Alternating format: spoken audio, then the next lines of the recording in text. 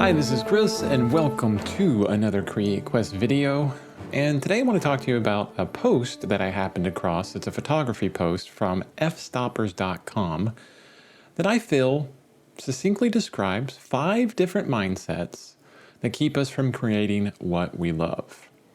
And even though the article is about photography, I think the wisdom is universal and we can apply it to any of the creative habits that we have, whether that's painting, drawing, business planning, writing, or whatever. And I've already done the first video, and this is the second one. And we're focusing on number two of the 5, which is we need the perfect subject. We need the perfect subject in order to even get moving forward, right?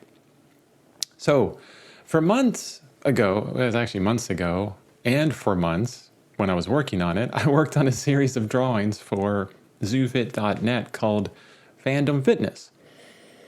Now, these drawings were based on portraits of celebrities from various fandoms like Star Trek, Star Wars, Lord of the Rings, my favorite.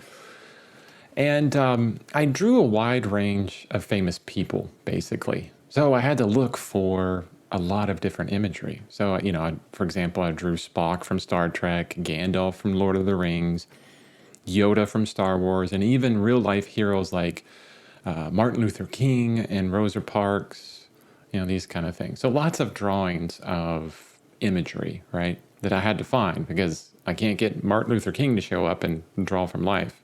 That would be amazing, though. He's my hero, one of my heroes.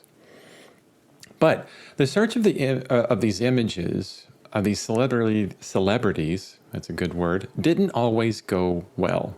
An example, one of the last ones I did was a drawing of Steve Irwin. He was an Australian zookeeper from the popular TV series called The Crocodile Hunter. I remember him. I don't know if you guys remember him, but it's actually a really fun show. Anyway, as it turns out, this ended up being one of my best drawings, even though all I could find was really terrible images. They're just low resolution. I couldn't find a lot of images. And the images that I worked from barely had, any detail in the face. And the most important thing about this was getting the likeness right. I had to piece together all different types of images from different angles and everything just to get his likeness to look like Steve Irwin. So regardless of the subject, I'm able to pull out many, or at least a great drawing here and many great drawings before. Some images were wonderful and I could just basically copy from it. I didn't really copy, but I translated myself. But anyway, the ones that weren't great, I still moved forward through it. And if you want more examples, you can go through YouTube and watch many artists drawing, painting, and working from subjects that aren't the best, Maybe it's the worst lighting conditions, maybe the subject's not even there or whatever. And a lot of time through the history of my career, I've had many teachers and other artists tell me that if you are going to be a figurative artist or you're going to be an artist at all, you have to work from life if you want to progress, to get better. No photos. You can't work from photos. You always have to work from life. But for me, this is a tremendously limiting concept. We're depending on the subject. I have to have a live model in front of me. That's probably why you see a lot of people that are deep into this concept, they do mostly still lifes, right? Because you can get a still life anywhere. You can make up a still life at any point in time. And besides, if you do this, it's going to lend heavily on, perfect reproduction or exact reproduction of the subject yourself, because you're depending on the subject to be there, to look in a certain way, perfect. But through the imperfections in a subject, such as bad photography, or maybe you took a photo yourself from a cell phone or whatever. How many artists out there are doing portraits of individuals and they say, hey, I took a cell phone image of my kid. I want you to do a portrait for it. This kind of thing. If those artists waited on the perfect photo from the parents, they would probably never do anything. Or from pets. You see that all the time.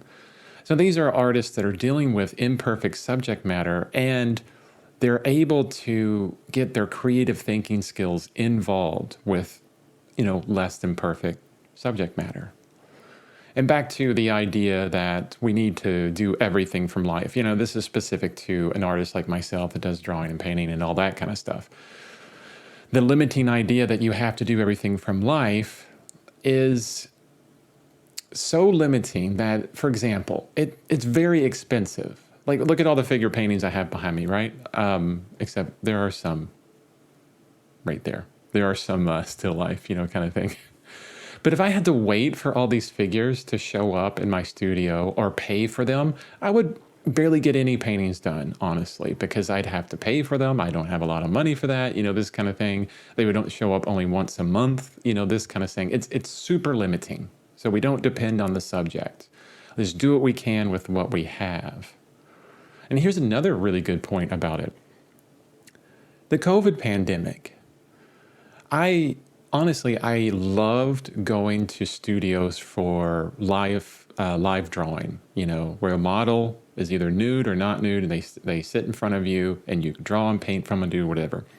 It's a wonderful environment to converse with other artists and everything, and I love it. But when we're beholden to that, like I can only do something when I am there, and then the COVID pandemic comes in, where basically cutting off our creativity completely. So we don't want to limit ourselves in that way. And a good example, even Robert Liberace, he's a wonderful artist, amazing artist. Just look him up, Robert Liberace. He has some awesome videos on YouTube. He couldn't, paint from life. And that's all he did was from life. So he went into photos. And the paintings he created were still amazing. Yeah, because he had the skill. So he had a commitment to this subject, only from life kind of thing. And then he went to photos and he was still good. You can do it. So back to you on this longer rambling video.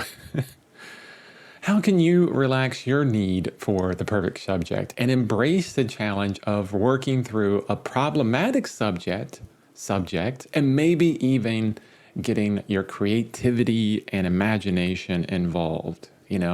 This is the challenge of creativity, of your creative purpose, this kind of thing.